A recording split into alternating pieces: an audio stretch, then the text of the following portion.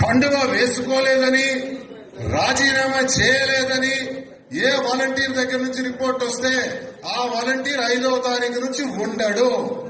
అప్పుడు మీరు చెప్పినా మేము వినము. అయితే ఎవరైతే రాజీనామా చేసి కండువా వేసుకొని నేను చెప్పిన పద్ధతుల్లో తిరుగుతున్నారో ఆ వాలంటీర్ ఖచ్చితంగా జూన్ 5వ తారీఖు నుంచి కొనసాగుతాడు. ఆ వాలంటీర్ జూన్ 5వ తారీఖు నుంచి కొనసాగుతాడు. ఇది క్లారిటీ.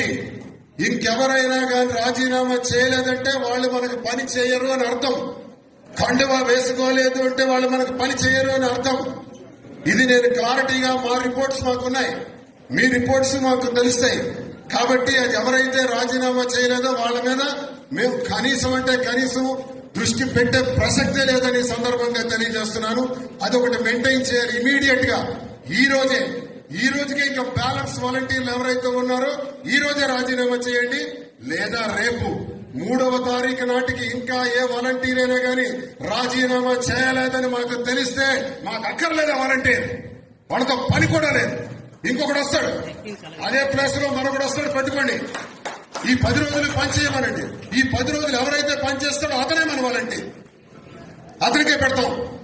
ఇది మీకు స్పష్టంగా తెలియజేస్తున్నారు. మీరు ప్రతి గడపకు కూడా వెళ్లి ప్రచారాన్ని ఉధృతం చేయాలని కోరుతున్నాను. అయిపోయింది, మన తిరుగులు అన్ని అయిపోయినాయి. ఇక్కడి నుంచి మీరు ఎక్కడ ప్రచారంలో కూడా తగ్గకూడదని తెలియజేస్తున్నాను. పోలింగ్ నాడు కూడా మళ్లీ మనం సమావేశం ఇంత విస్తృతంగా పెట్టుకోవడానికి అవకాశం ఉండకపోవచ్చు. 13వ తారీఖు ఉదయం 7 గంటల కల్లా మనకి పోలింగ్ స్టార్ట్ అవుతుంది. 7 నుంచి 6